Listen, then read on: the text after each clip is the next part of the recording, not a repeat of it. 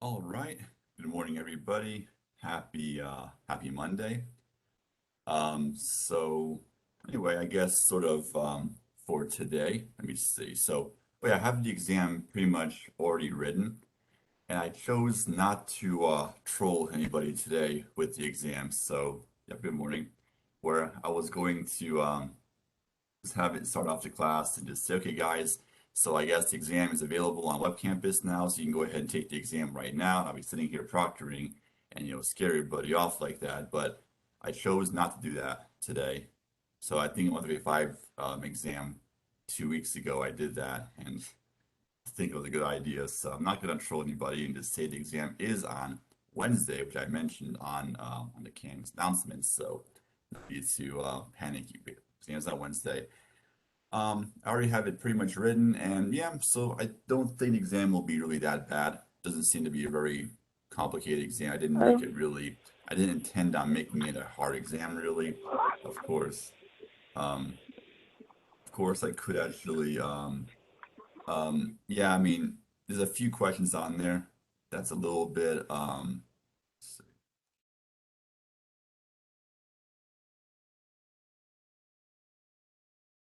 I can speed it all.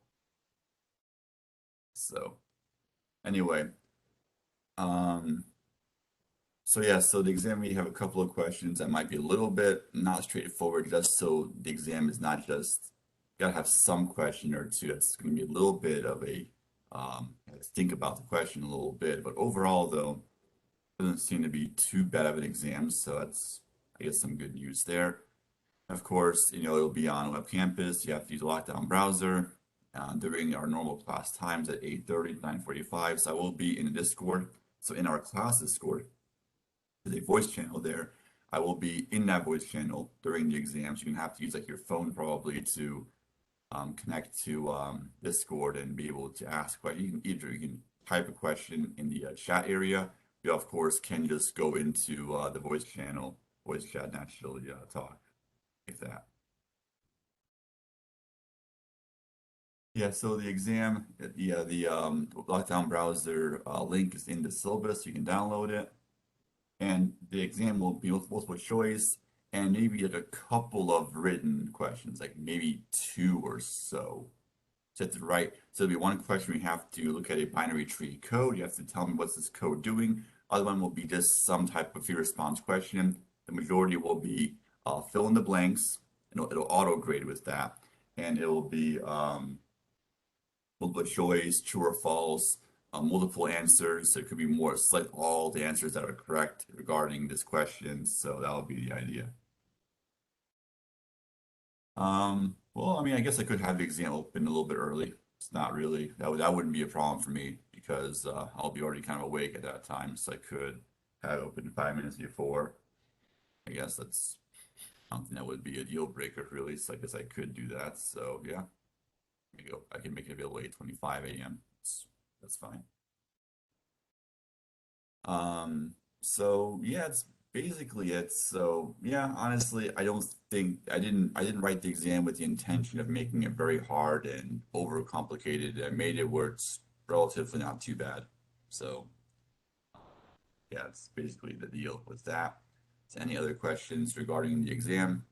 So it'll be on Wednesday during usual normal class time. So if you're here, you're actually in the 1 p.m. class, they'll be at 1 p.m. So I won't be able to have it where it's either or because that could cause a little bit of issues. So I'm not going to go into details as to why that would happen, but it would be a problem. So I'll just have to have it. We're going to have to take it through normal class times.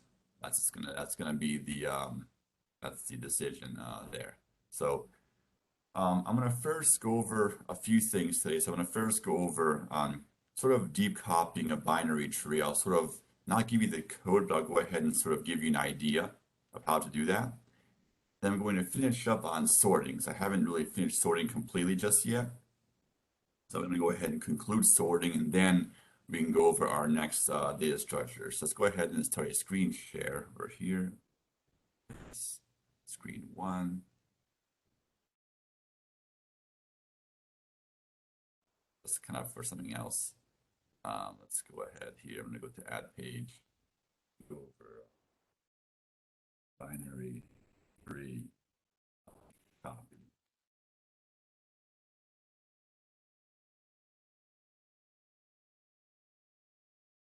So, let's suppose we have a binary tree over here. I'll put this on the side. So I'm going to just this. Let's go ahead and just create a binary tree over here. I'm going to copy, I'm not going to copy the entire tree, but we'll just go over just to see how this actually works.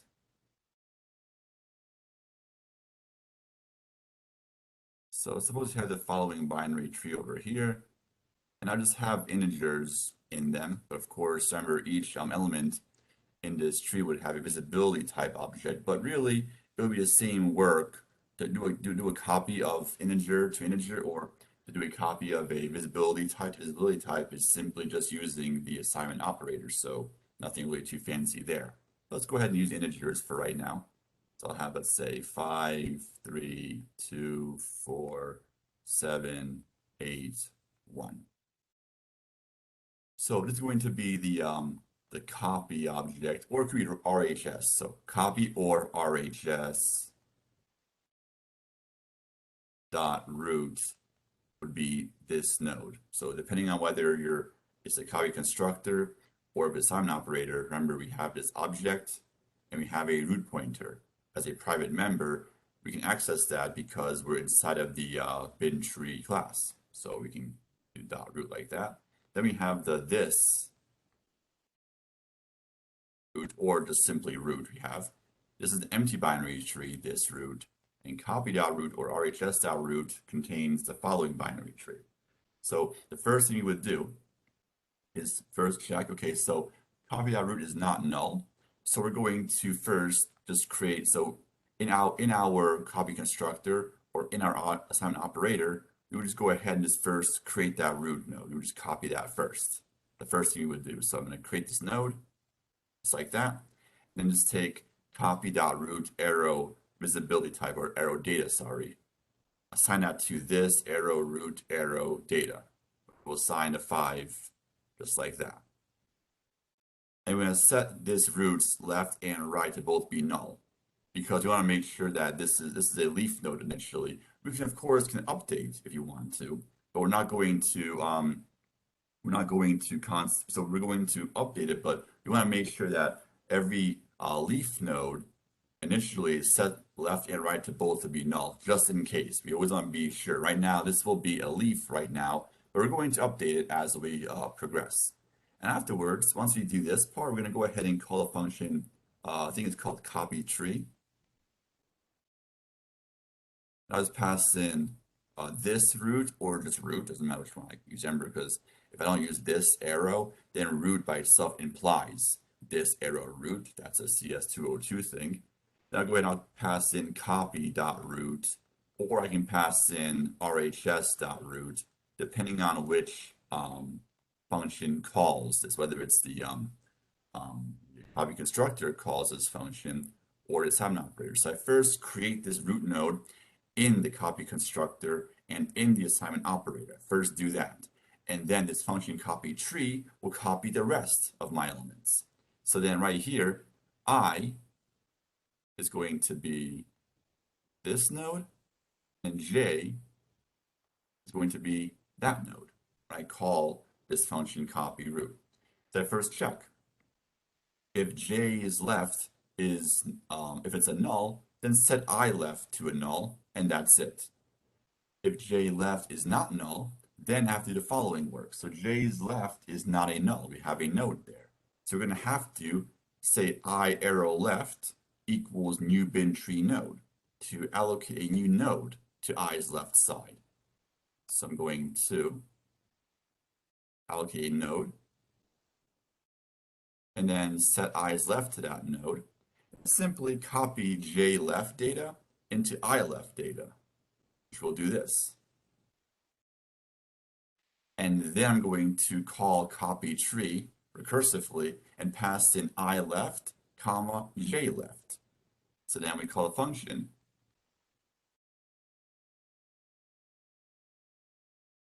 The function call above, we paused it, just like for any ordinary pre-order traversal. The J is still there, the root J, but it's going to copy the right side after. But right now we're at this situation. So now again, we check. Is j left equal to null? It's not. So we're going to copy this node, assign it to the left side, and we're going to assign 7 over here. Then we go ahead and call a function recursively. We go ahead and call copy tree passing the left nodes. And I'll go ahead and I'll sort of do this kind of. So anyway, as we do this, what will happen at some point, so let's go ahead and just, I'm going to just speed this up a little bit here. So I'm not spend too much time on this. But we're going to go ahead and copy the left side again. And then we'd have I would go over here, and j would go over here. So we recursively call a function again. And then what happens now, well, j's left is null, so we set I left equal to null. Then j's right is null, set j I right to null, and that's it. Then we go back up to the previous function, and now we're going to check j's right. And j's right is null, so set I right to be null, and that's it. Then we turn back up the tree. So now we just did j left. Now you have to go ahead and check j right. So j right is actually not null. So we're going to assign a node to i's right because j right is not null. And assign a 4 over here. And then we're going to pass in I right into a copy tree. So you call this function recursively. I need to. I actually found out recently, like I was watching the that one Peppa channel on Discord, on CS Discord. I thought it was something really messed up, but it turns out it's like a Nick Jr. character. I was like, oh, well, that's interesting. I thought it was something really bad at first, and yeah, I just I just I don't get young people anymore. I'm getting old now, so I thought it was something really crazy, and then it's just a Nick Jr. character, which that still doesn't that actually makes me ask more questions than it has more questions than answers now. I'm like, okay, so why out of all characters, why is that one being chosen? But you know what? It doesn't matter. You know what? They're having fun, and I don't want to mess with that. So I would have let the kids have fun. So anyway. So that now we went ahead and called copy tree and passed in I arrow right and j arrow right. And we keep on copying. So all we're doing basically is every single level, we check j's left. If it's not null, we're going to go ahead and allocate a node to i's left and then recurse and call copy tree and pass in I left and j left. So I and j are kind of mimicking each other. We're sort of one by one building this tree, returning back up, building the right side. So we're doing this essentially like this step by step. So let's go ahead and just sort of I'm going to return out this function. I'm just going to continue with this work just so you can kind of see what's going on. Return back up here. We go back to the root level and we just call the function recursively. We call the copy tree passed in I left and j left. So now we have to check the right side of j. J right is actually not null. So we're going to have to allocate a node to the right of I. So I arrow right equals new bin tree node is the result.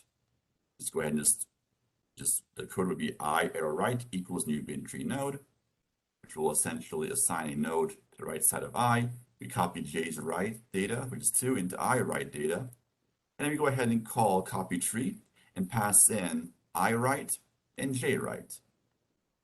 And we just continue with this. So that's how you would sort of deep copy a binary tree. So I didn't give you the code for it, but of course, this video is recorded, so you can go back and watch this. I could post this note up as well to kind of give you an idea, but really that's all there is to this. So I would say, once again, focus on this really towards the end. It's only 10% of your grade, really, the copy constructor and assignment operators, so don't really get too panicky on that. Just make sure that you at least can build a tree using that build tree function, and you have a binary tree created. Once you have it created, the actual algorithm to find out which nodes should have a camera and or whatnot, it's very simple. It's going to be based on pre-order, post-order type traversal. So it's going to be sort of based on that. So it's all pre and post order really, just kind of hidden within all this iterator stuff, which kind of is purposely there just to kind of try to fool you, but it's really that's just a trick. It's all really just pre and post order, but it's disguised in all this little weird iterator and this class template stuff really. So So that's basically it. So any questions on that at all?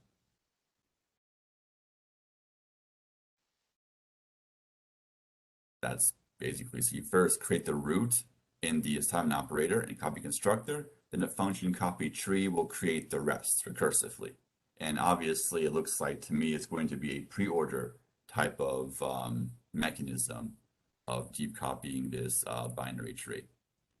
Okay, so I'm going to go ahead now and talk about sort of next sort of topics. I want to first go over this. So we went over AVL trees last time, I believe. I think we finished AVL trees completely. I believe we did. So let me just go and make sure I covered everything.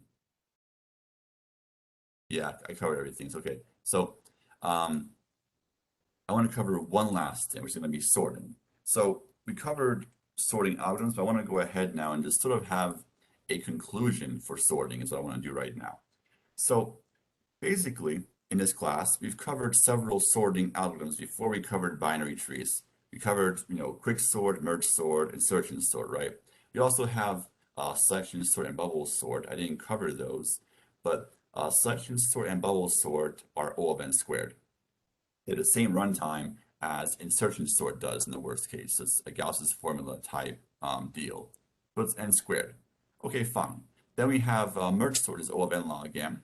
And then quick sort, which is really, really worst case O of n squared, but it's really unofficially O of n log n because the worst case is not so likely to happen. And there are ways to avoid the worst case. If we can find the median O of n time for an unsorted list, we could sort of make that as a pivot and guarantee n log n runtime. Okay, so question is, can we do better? Is there a better way? Is there a better algorithm out there that's better than O of n log n in the worst case? That's what we're trying to see. Is that the case? So if there is a better one, then has it been discovered yet? If it hasn't been discovered, then why hasn't it? After probably 30 years of sorting being worked on back in the day, is there a better method? And if there is, then why haven't we figured it out yet? So I'm going to sort of try to is there a better worst case runtime than O of n log n or sin based sorting? Now, what does comparison based sorting even mean?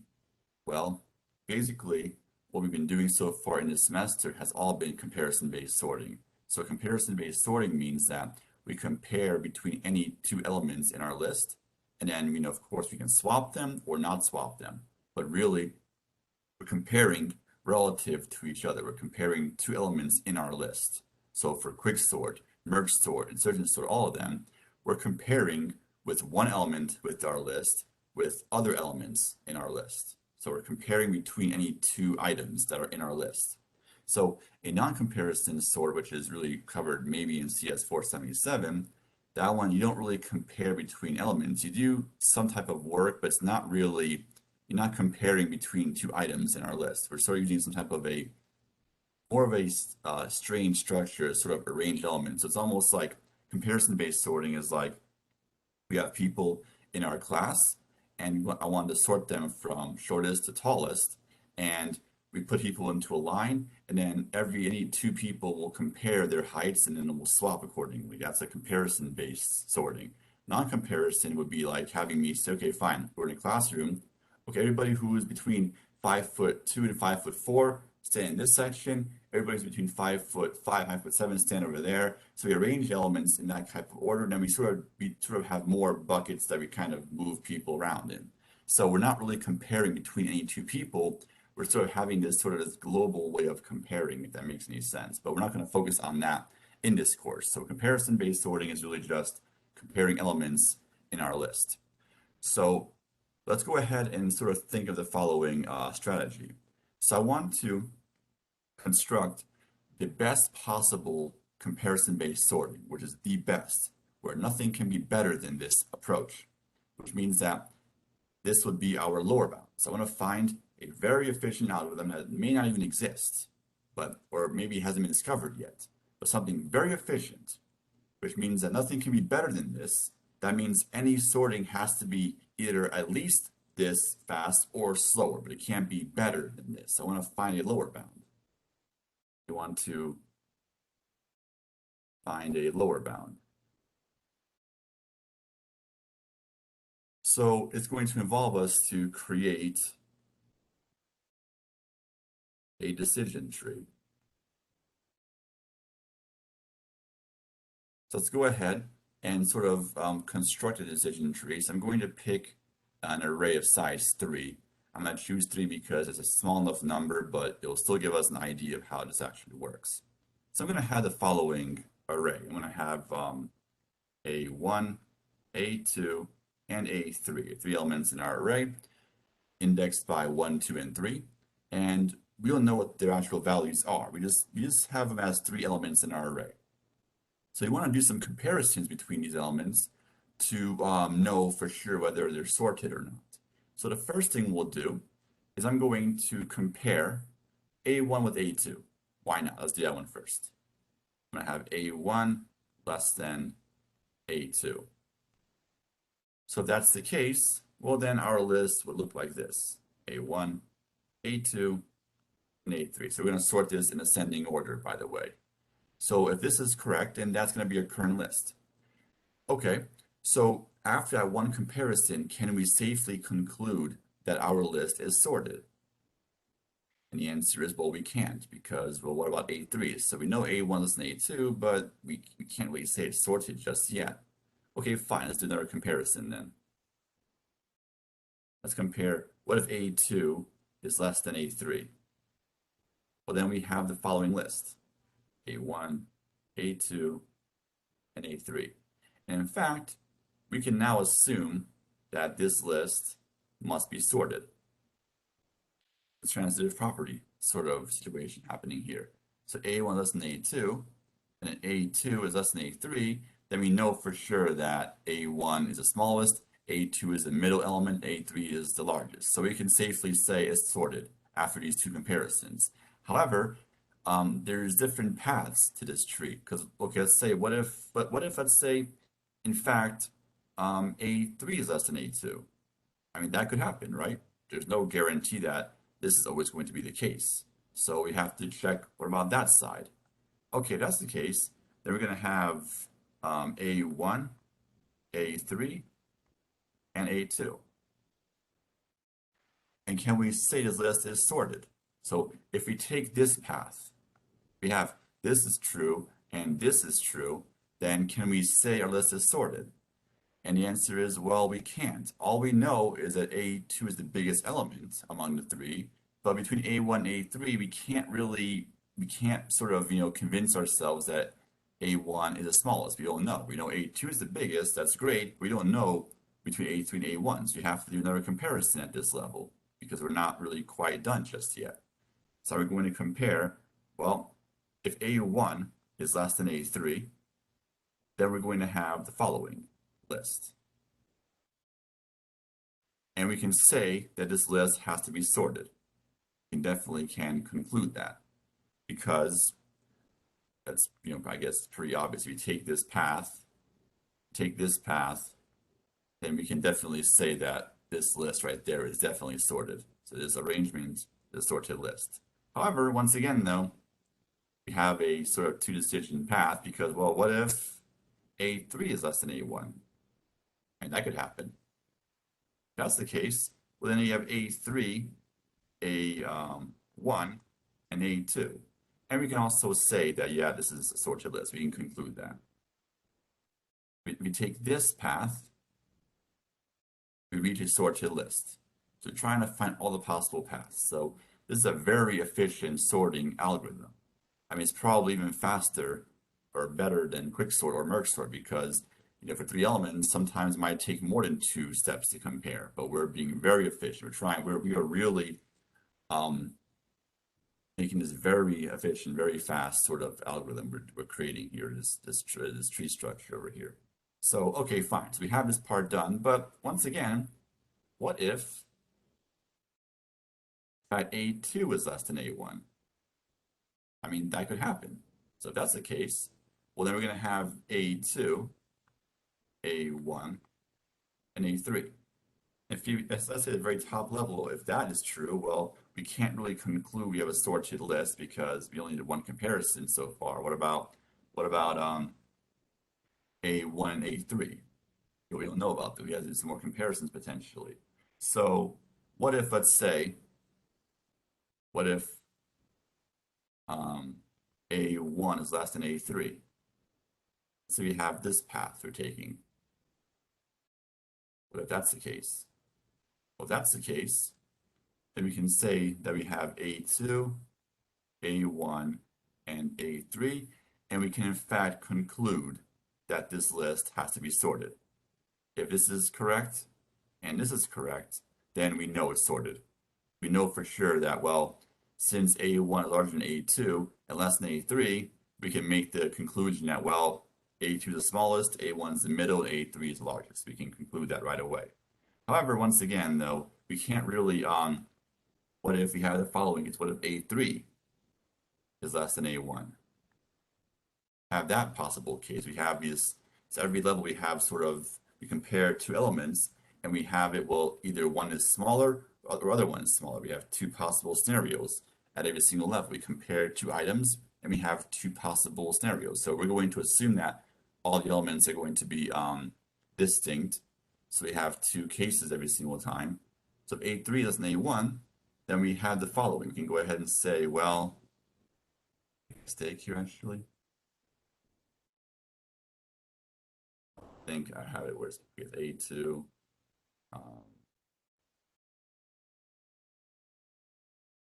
It's correct. Okay. So when we have this scenario, well, we can't really conclude a sorted list because we know that A1 is the biggest element. If let's say let's say if this path is actually true, then we know A1 is the biggest, but between A2 and A3, we can't really conclude which one's bigger. We don't know between those two, so we don't have enough information to really prove that just yet.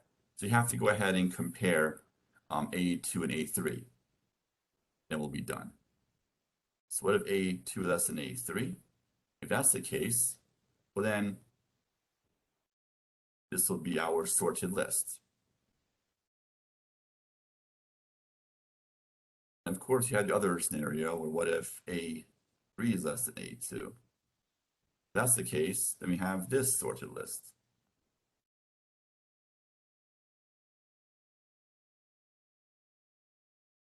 And now we have this decision tree constructed. Go ahead and zoom out so we can see all of this. Okay. So basically, these red nodes are going to be sorted lists. So that's going to be the leaves of this tree. Now, this tree is going to be rather balanced. Not perfect, but it'll be sort of balanced, rather balanced. So, question is, well, how many leaves are we going to have for this tree? Well, we have 6 leaves right here. So, how do we get the number 6? Well, 3 times 2. Yeah, that's correct.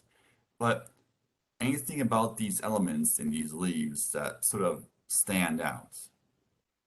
It's from discrete math, it's the P word. If you guessed permutation, you would be correct. So a permutation is just an arrangement of all these numbers.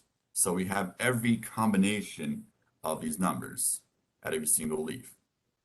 And for discrete math, so basically in this case, we're going to have 3 factorial leaves. Yep. So in general, if you had n elements, you would have actually n factorial leaves. That's why I didn't want to make a 4-node sort of array, because we had 24 leaves you would have, which would take a very long time to construct this. But of course, for any sort of size list we can construct a decision tree, we're going to have exactly n factorial number of leaves. So that's going to be the real key to this. Now, remember like when we covered with binary trees, if it's a balanced binary tree or kind of balanced enough, it's log, so the height will be log 2 of number of nodes, but we also can estimate this to be log 2 of the number of leaves. It's going to be a good enough, it'll be an estimated value which is good enough. So the height of this tree is over here. Um, height of the tree is log base 2 of n factorial. And we've already proven that in this class what that is. It's the height of the tree, so h is going to be O of n log n. Remember, for log n factorial, it's n log n. Okay, so what does that really tell us? Well, this, I'm going to zoom out a little further so we can see all of it again, so I can sort of go. So we take the log 2 of the leaves.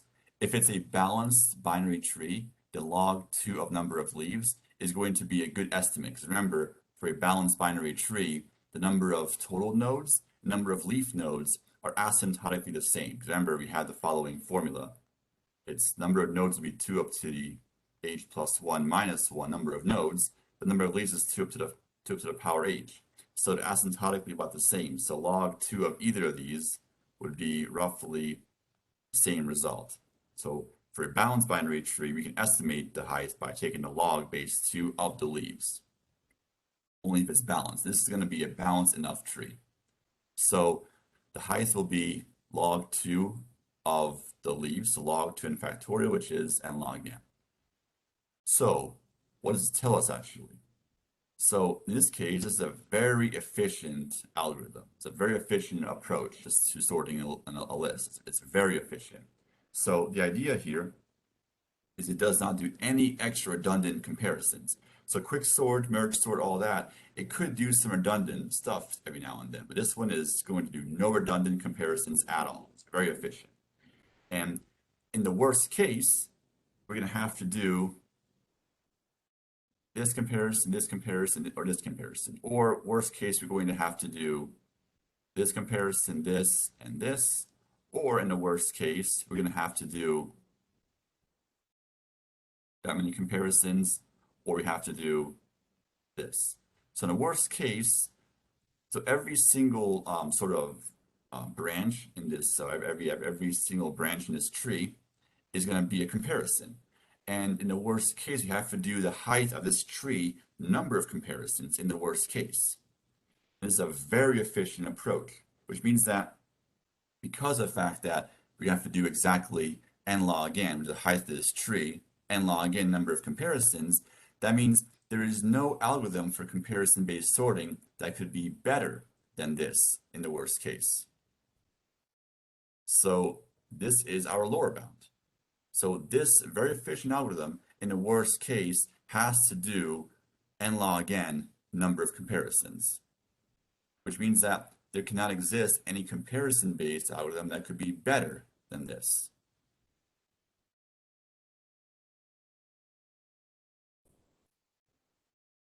Height of this tree gives us the lower bound, omega n log n, for comparison-based sorting. Because since this tree is n log n height, that means it takes n log n comparisons in the worst case. That means in the worst case, nothing can be better than this because this is literally the best you can possibly do. This is a very efficient sort of approach to sorting an array. So you cannot do better than this. So the lower bound for sorting is omega n log n. That really means that in the worst case, you cannot create an algorithm that's better than n log n for any comparison-based sorting. So that means for sorting, any comparison-based sorting, in the worst case, the best you can have is O of n log n. You cannot have better than O of n log n in the worst case. You may ask, well, what about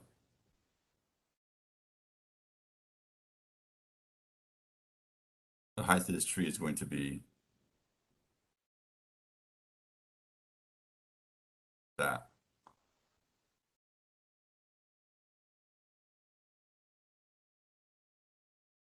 Yep. So basically, so that means that for any comparison-based sorting, in the worst case, you cannot do better than n log n. So we have insertion sort is O of n in some cases, right? But it's O of n in the best case, though. It's not O of n in the worst case. So in the worst case, you cannot do better than O of n log n. I'll write that down over here. I've been zooming on this, I'll write this down even better. So this implies, so this lower bound implies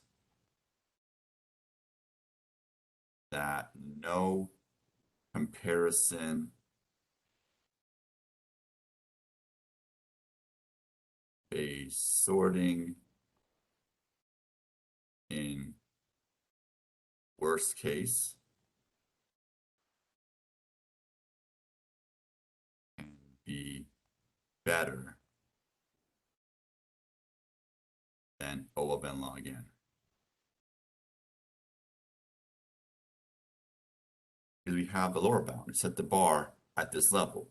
So we just said that this, because the decision tree we set up, it's omega n log n. So nothing can be below that. We can have things worse, but nothing can be below. So the best we can get is n log n. So we can't do better than this. So sorting is a closed topic because the fact is that we have algorithms that exist. It takes n log n time for sorting. That means that's it. You can maybe come up with other sorts that are n log n, but you cannot have a better one. So it's kind of a closed problem. Seems kind of depressing because, well, there's nothing you can do to improve this anymore because you can improve it maybe to some degree, but can't get one that's asymptotically better than n log n. Now, that's for comparison-based sorting. So non-comparison-based sorting can give us better runtimes than log n, but it's different sorting model completely. So for a comparison sorting model, you can't do better than n log n. But for non-comparison based sorting, you can do better in the worst case. But there's a lot of there are scenarios where it could be worse actually, but for non-comparison models has good scenarios, but that's a different sort of topic. So that's sort of the sorting has been closed. I'll do one more sorting algorithm later on in this class, but I guess the real answer is that that algorithm will not be better than O of n log n. So we know it can't be better. So it's going to be another n log n problem again, probably. So anyway, that sort of concludes sorting. Any issues on this?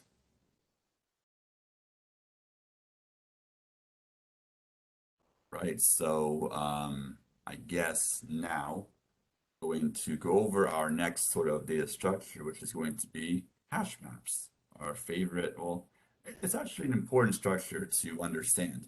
I mean, it's used everywhere.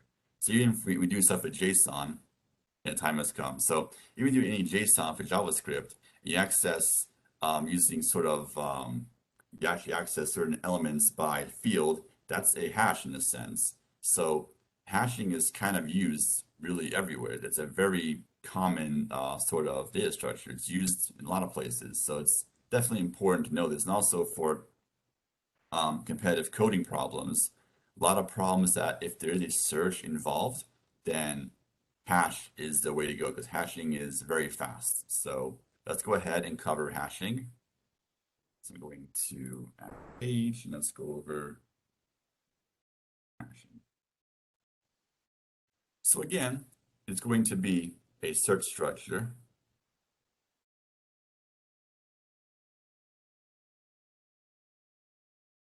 So the idea is that, so ideally, it's faster than, so the faster, it's faster sort of search time than a balanced binary search tree. or a balanced search tree, I guess. It could be a memory. So there are search trees that are not binary search trees, but I guess binary search tree is the most basic one, but it's sort of faster than a balanced tree structure, ideally. But I guess the issue is that a hash map uses much more memory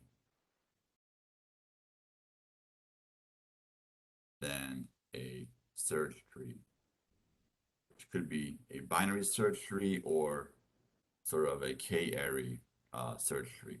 It uses more memory, but we sort of trade memory for speed. And that's usually, in general, always going to be the issue. So you can get a faster runtime, but you have to waste memory for that, or vice versa.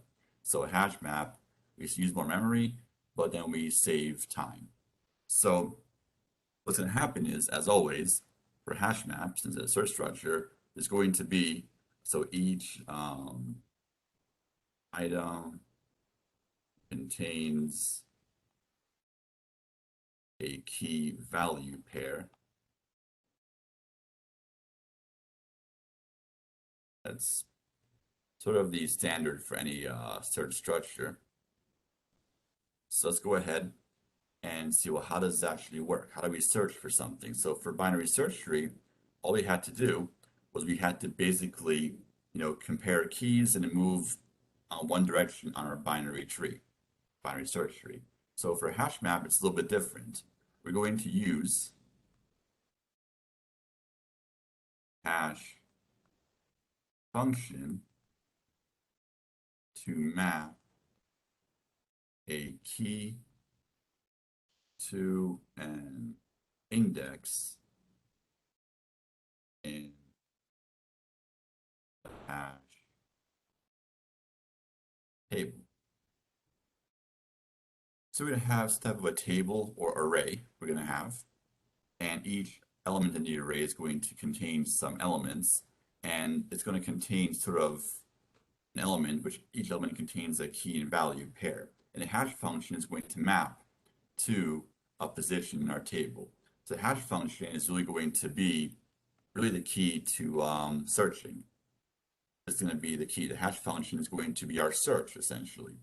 So let's see, how does this actually work? What's the hash function's well, let's go ahead and think of some properties of hash functions. So basically, here's some, I guess, properties. Hash function, I'll call it H for right now. So basically, H of key, so H of, let's say, key 1 is going to return index 1, which, I mean, the subscript is just matching. So this means that if I run this hash function on the same key, every time the same index has to be returned. If it doesn't do that, that means this hash structure is broken. Because if it doesn't return the same index, then we're not going to be able to find this key in our table. So for the same key, the same index has to be returned. So if we pass the same into hash function, same index must return. So if that's not the case, then this is already a broken hash structure. So we have to make sure that's correct.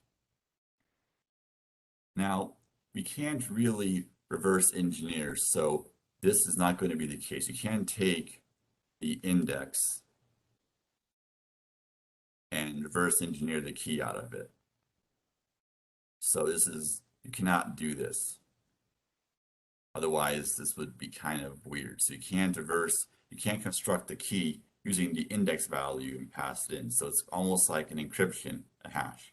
So you can't decrypt and encrypt in the same function, or else that would be a major problem.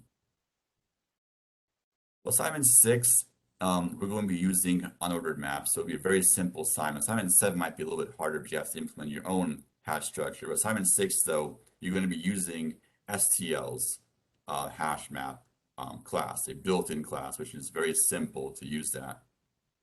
And assignment 7, you're going to have to create your own custom hash map, which is definitely kind of more of the potential problem. That's going to be the more harder program. So assignment 6 will be kind of like a very sort of a nice ginger way to get into hash maps. Then once you get into it, then of course, I mean, I don't know, last semester was kind of rough. So it's not always, some semesters the hash map isn't so bad, but sometimes it's worse. So it's different every semester, I guess. But I guess overall they're always kind of relatively tough. So but anyway, that'll be, for a different time though. Not today, not anytime too soon. Yeah, you could think like this. Once you're kind of in this, that's it. You can't. Yeah, that sounds about right. Okay, so we have that, and also we have the following scenario. So ideally, we want to have this. So here's another property of a hash function. So if you have hash function on key 1, turn index 1, have hash on key 2, returns index 2. That would be really ideal if you had this, because that means key 1 maps to a position and key 2 maps somewhere else. But this could happen sometimes, though.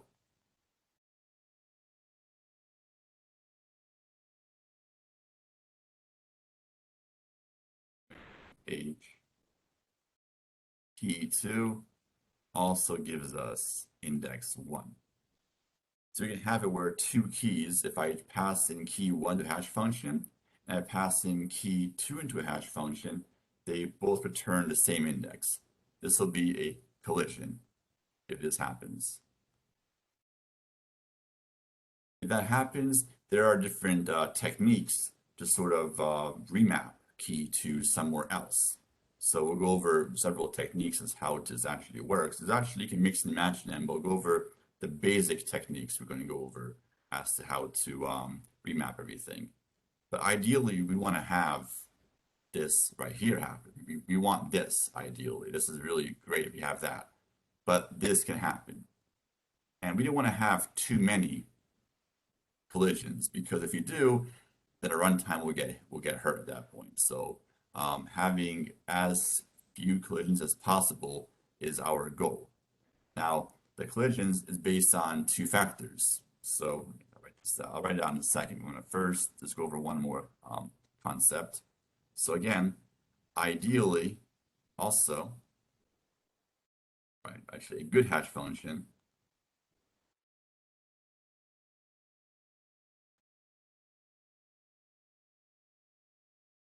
spreads out the keys in our table.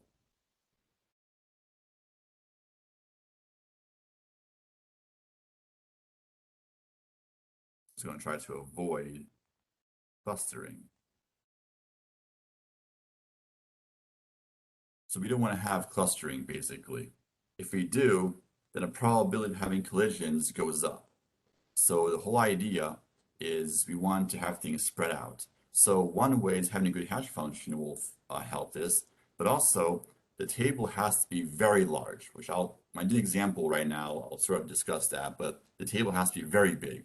So that way, if you have, let's say, 1,000 items and only use up 20 elements so far, then there's a lot of vacant spots. So the probability of having a collision goes down, because if you have a lot of vacant areas, a lot of vacant spots in our table, then on, using the statistics, you can sort of show that it's very unlikely to have collisions as we insert elements into this table. So having a good hash function and also having a very big table, so you have a huge table and only a very small fraction actually contains data. That's really the key to ensuring, or at least giving yourselves the chance that it's very unlikely to have a lot of collisions because there's a lot of vacant spots. So it's unlikely that the hash function will always map to the same area. If it does, it's a bad hash function. You want to make sure the hash function does kind of spread things apart a little bit. And of course, have a big enough table where it's not going to so probability sort of goes down. So I'll also write this over here. So a large table with few elements inserted um, sort of makes it unlikely to have many collisions. So we really want to avoid collisions because no collisions, then a hash map is very fast, much faster than a binary search tree. But if the collisions happen, then it slows down. So a good hash function and having a very large table are two ways to really to statistically um, likely to not have a lot of collisions. So let's now go over a technique for how to maintain a hash structure. So we're going to mostly spend time in class not really going over hash functions, going over really ways to maintain structure and how to handle when collisions happen. We're going to focus mostly on that in this class. Let's go ahead now and go over our first method of handling a hash structure. I'm going to go ahead and sort of make a new sort of page over here. It's going to be called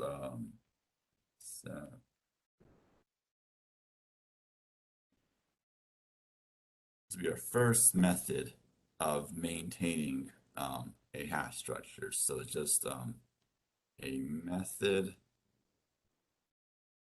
of maintaining hash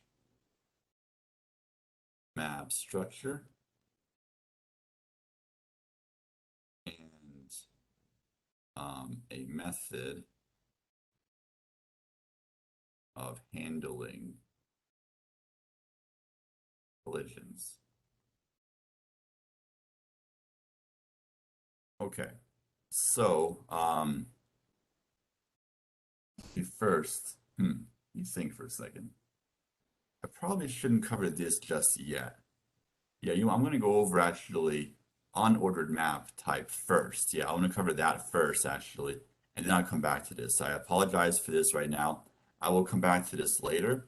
Let me go ahead and first go over unordered map first. Yeah, that's a better idea. So I apologize. I'm going to go ahead and I think I wait a little bit too far ahead. So let's go over unordered map. Yeah, because this is definitely an easier way to kind of get into sort of how hashing works. Okay, so anyway, I'm going to write some C++ code here. So this is going to be our sort of our editor right now. Going to include IOStream. I'm going to write some code just to sort of get us sort of using get us in the habit of using hashing. So in C++, you have this type called unordered map.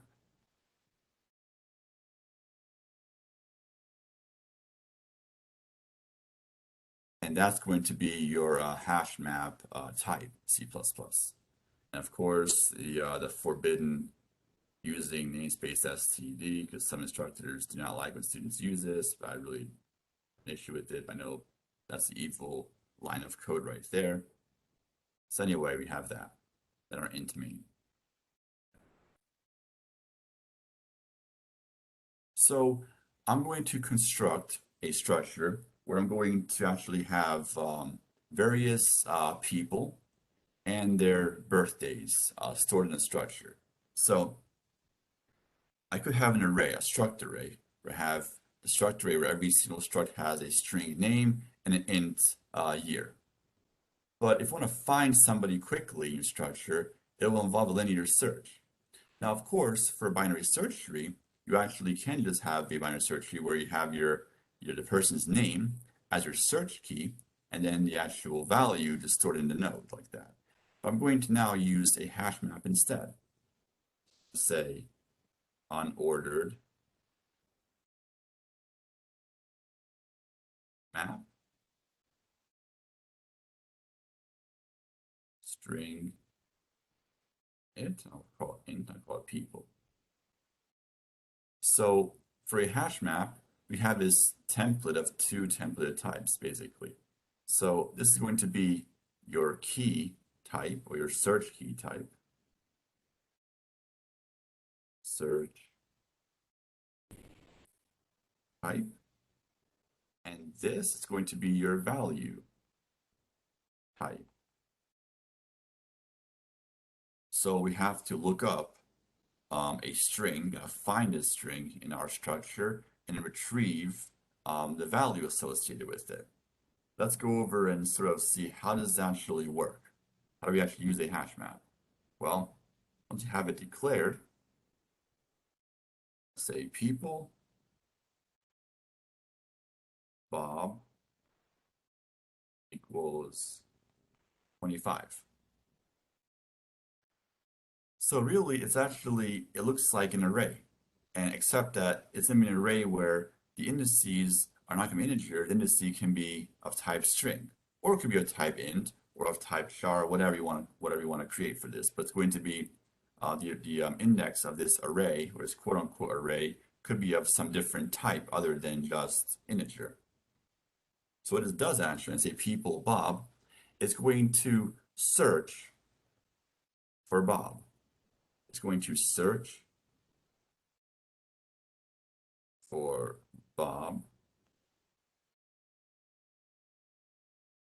in the table. So inside this people object internally, there's probably some private member, which would be an array of some sort, which contains all of our keys and our values associated with it. So it's going to look up Bob, find Bob, and then we can assign 25 to Bob's value field. So each entry contains two items, our key value Bob, and 25 will be associated with it. So I draw my table over here on the right side.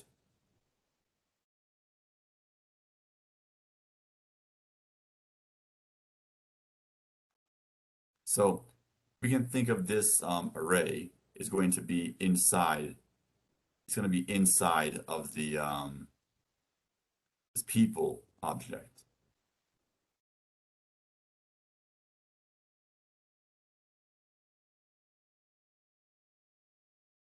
So let's say over here, this would be index Bob, and it will contain 25. Now, how did Bob get this index? Well, the hash sort of this people object has a hash function happen to map Bob into that position and assign 25 to Bob. Now, if I go ahead and do some more with this, if I go ahead and say people,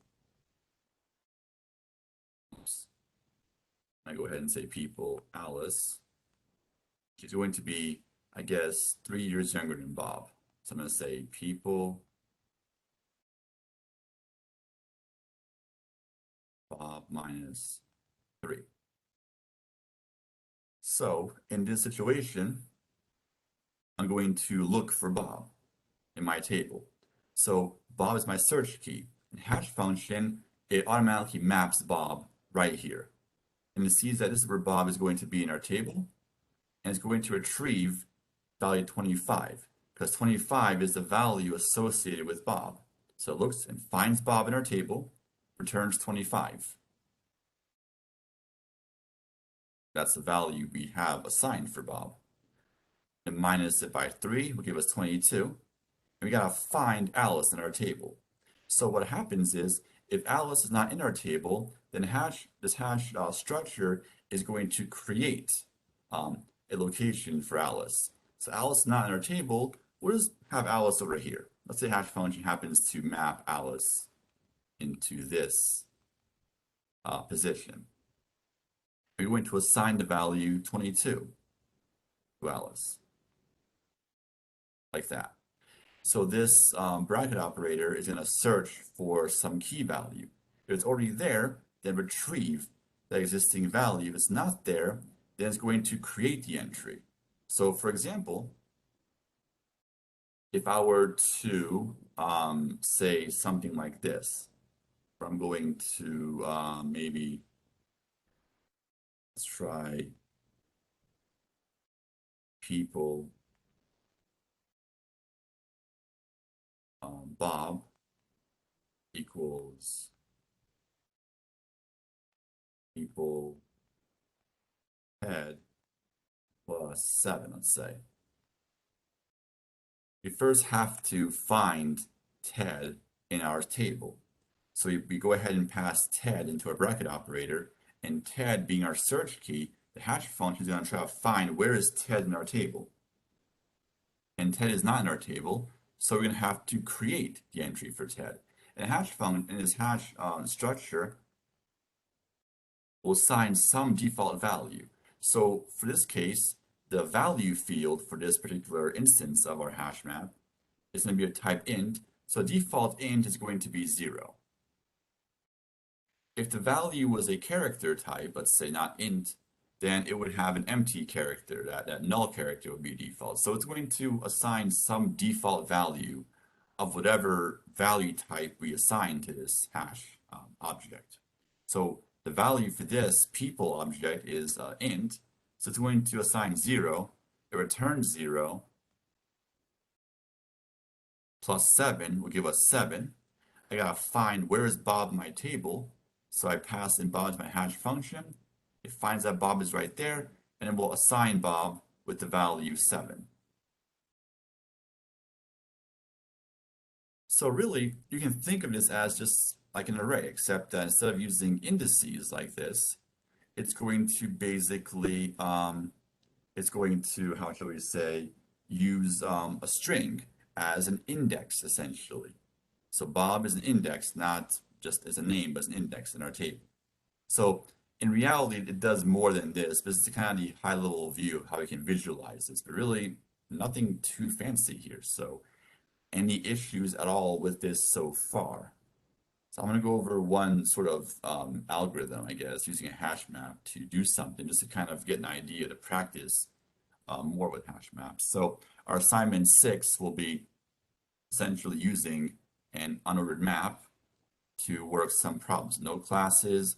It'll be like a 135 type program, except you're using a hash map to solve this problem. And it's not going to be a very hard assignment, I promise. It won't be bad. I mean, it shouldn't be bad is the answer. It should not be a bad assignment. So it's just a chance to practice this, because in the past semesters when I would have us implement hash maps, using a class, okay, the student was able to figure out how to create the hash map, but then had no idea how to actually use a hash map in their main. So this is going to give you a chance to first understand how the hash map used, and then of course, then it's going to then we can go ahead and write the code for it. It's supposed to be a straight bracket everywhere straight bracket. So straight, everywhere straight bracket. All straight brackets.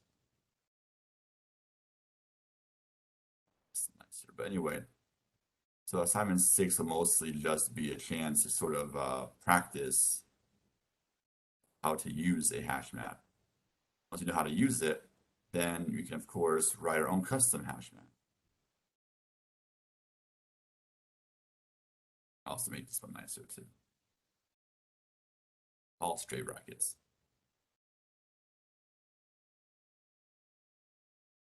Well, I guess, yeah, this assignment 6, yeah, definitely gives you a chance. It's going to be just like, practice hashing, and of course, definitely will be a little bit of a booster, I guess, if you will, essentially for the class. So yeah, why not?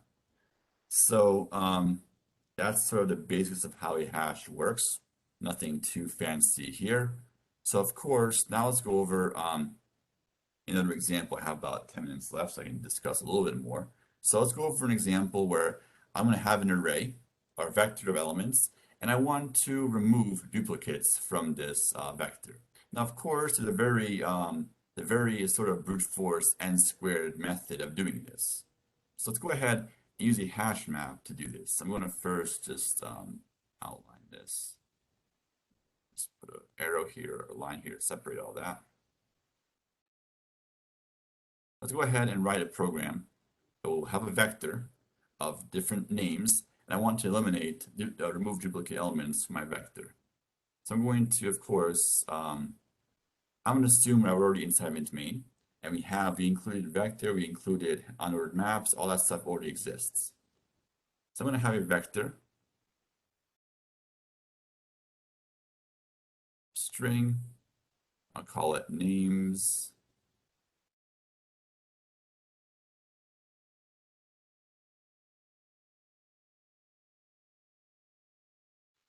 I'm going to go ahead and add some names here. So let's go ahead and try, say, Tim,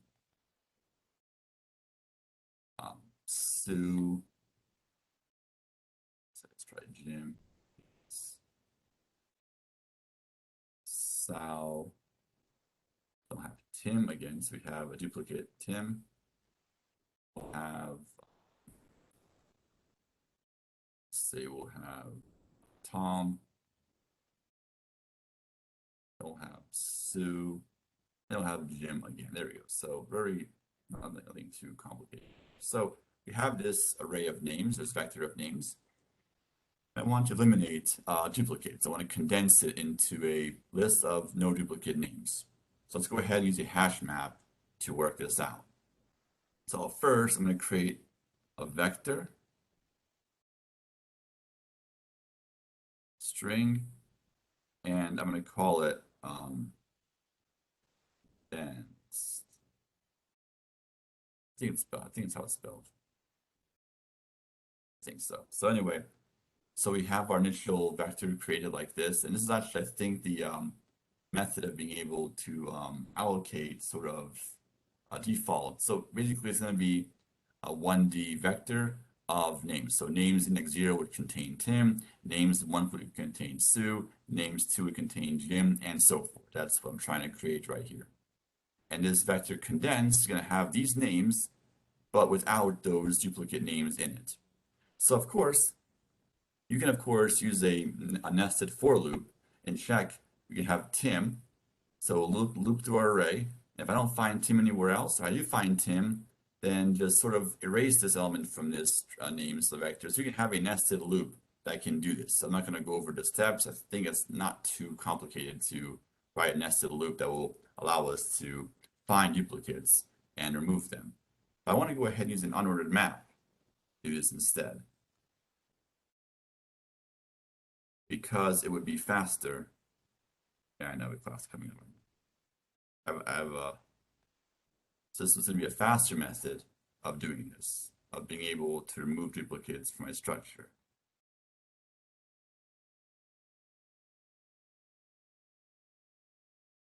So for this unordered map, our key will be a string type and a value will be a boolean. So we're simply marking which names you've seen so far. So instead of having to loop through this list, this hash map will tell us if the element is in our list or not.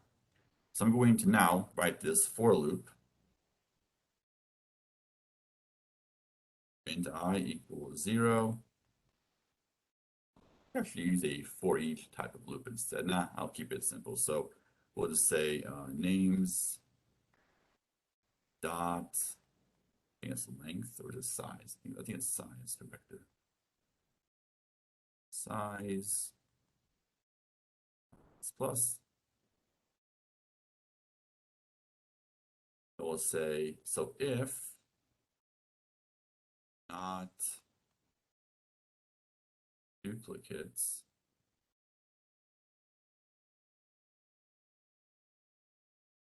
names I,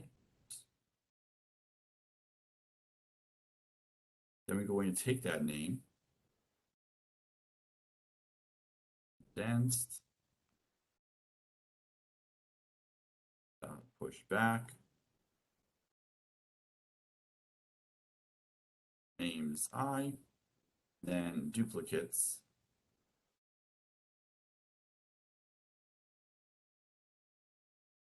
names I equals true. So I'll go ahead and sort of trace this out. I have a few minutes left here, but if I can't, I can trace it out next time, of course.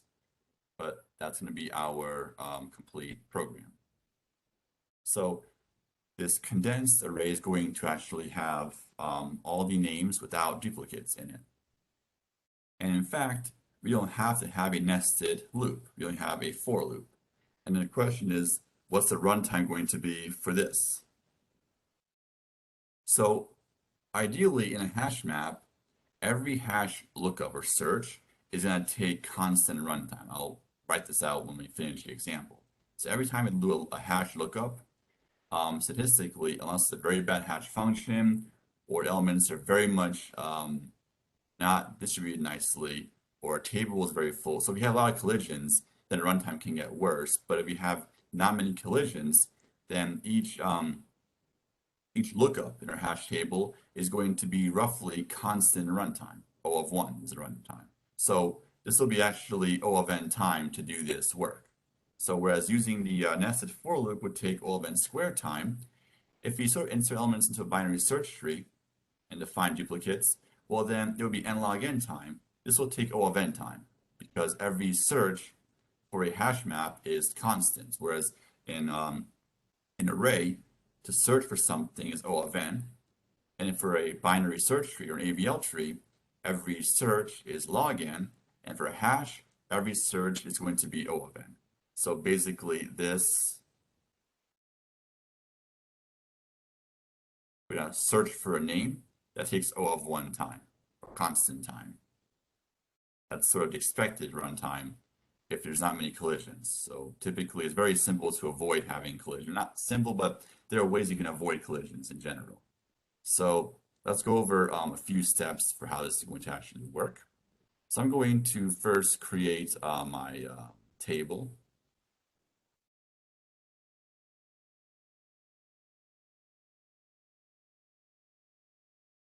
I'll create several elements here.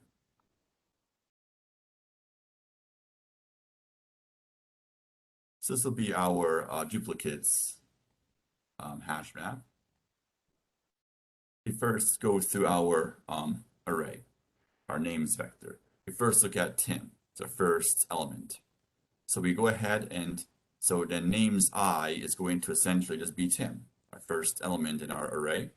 And we go ahead and find Tim in our structure. And Tim is not in our table, so we're going to go ahead and just make the entry for Tim. I'll put Tim over here. And it's going to contain false, because false is our default value for Boolean. So that means if it returns false, if let's say duplicates Tim returns false, that means we know we have not seen the name Tim just yet. So that's the case, we're going to insert Tim into our condensed vector. So in this statement here, we just insert Tim. And now we're going to mark Tim as true.